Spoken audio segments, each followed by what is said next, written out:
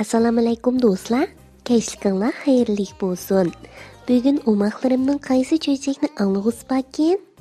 To'xtanglar, men o'ylab baqay. Bugun sizlarga qaysi cho'chakni aytib bersam bo'lar? Ha, topdim. Bugun men sizlarga Rossiya cho'chagi jigdichining naqsini aytib beray. Rossiya cho'chagi jigdichining naqsi. Burun büyük baraqsan bir o'rmonliqda bir jigdichi yashab ekan. U naqshi aytishga bek amroq ekan. Dangliq naqsh cho'lpini bo'lishni arzu qilib, har kuni atigandan kechgacha naqshi aytishni mashq qiladi ekan. Bir atigini jigdichi yana shu bir naqshini aytishga boshlabdi.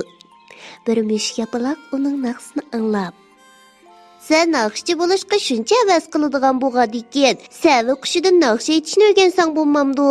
U degan qaltis naqshchi, yana texi nihoyatda yaxshi o'qituvchi" debdi. Bu gapni anglagan jigdichi qattiq xushal bo'ldi. Mushuk yapaloq uni sava qushining turag'usiga apiribdi. "Sening naqshchi bo'lg'ing bormi?" deb so'rabdi sava qushi jigdichidan. "Shundoq, kech-kunduz naqshchi bo'lsam deb o'ylayman." "Ha, yaxshi, ammo naqshchi bo'lish uncha oson ish emas. Seningda yetarli iroda va qaysarlik bormi?" "Buning ikkisini meningda bor muallim," debdi jigdichi.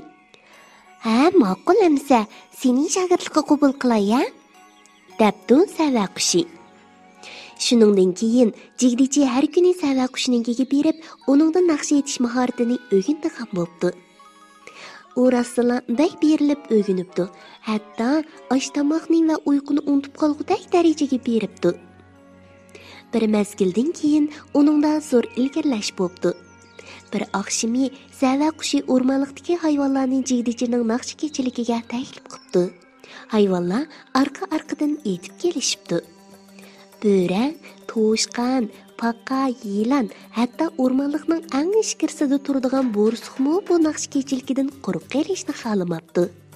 O'rmonliq ajoyib qisib ketibdi.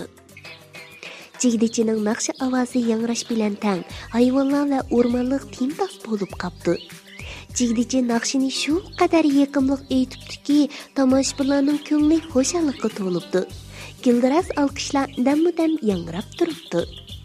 Naqshining esil melodiyasiga agishib, butkul o'rmonliq inoq ijillik kayfiyotiga cho'milibdi. Jigdichi orqa-orqadan bir necha naqshi aytibdi. Hayvonlar qizg'in chavoqchilab uni tabriklashibdi. Ovozing nihoyatda yoqimli, go'zalkan deb maqtashibdi. Sava qushimi yaramli shogirdi jigdichidan intayin rozi bo'ldi. U shogirdiga, "Nihoyatda yaxshi, sening o'qishing bitdi" debdi. Shunday qilib, jigdichi dangliq naqshchi bo'lib qoldi.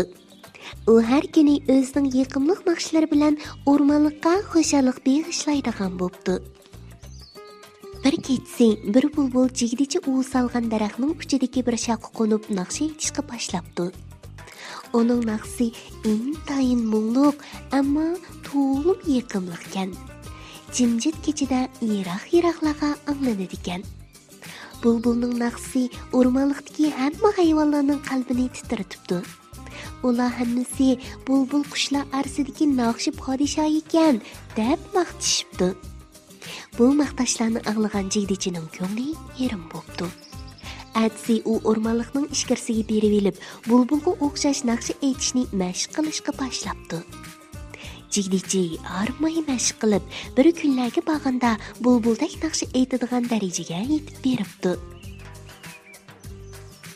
Bir kuni jigdichi naqshi kechilki o'tkazibdi. O'rmonliqdagi hamma hayvonlar yetib keldi. Jigdichi o'ziga ishongan holda naqshi aytishga boshlabdi. Lekin bu qitim uning aytgani ko'pchilik uningdan kutgan shu xushal kuy bo'lmay qoldi. Hayvonlar qattiq umidsizlanib, orqa-orqadan chimqini ketib qolishibdi. Jigdichi intayin o'ng'aysiz ahvolga tushib qoldi. Ammo u buning nima uchunligini tushunolmabdi. Atsi sava qushi uningga debdi. "Sen bulbulni to'g'rimisan, o'zingning naqsini aytsang bo'ladi. Shunilar do'stlaringning yoqtirib anglishiga erishalayting emasmi?" Jilichi o'zining nimani xato qilganligini bilyapti. Shuningdan keyin o'zining sho'x naqsini aytadigan bo'ldi. Hayvonlarmi uning naqsini yana maqtaydigan va yaxshi ko'radigan bo'ldi.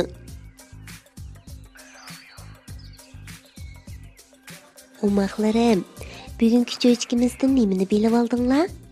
Biz bu cho'chakdan shuni his qila olamizki, har kim faqat o'zi eng chaqnaydigan joydala boshqalarning zo'qini qo'zg'ay oladi. Buni esimizda ching tutaylik-ya. Undaqda oxirda dilalar hadanglarga agishib, tuvandagi balalar qo'shqini o'rganinglarchi.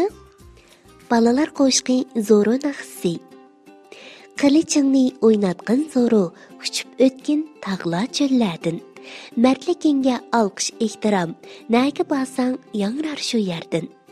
Qilichingni o'ynatgan Zoro, adolatni yoqlab doima, tikilimiz ekranga qanmay, sanga amroq bo'p qoldi qo'yma. Qilichingni chiqarg'in Zoro, kelaqini elishayli bir, palvon bilan tutishmoq kerak, bo'lish uchun botirlik tashir. Kichik shoirlar kash bo'lib ketibdi. Amiz bugun bo'ldir uxlanglarjimi?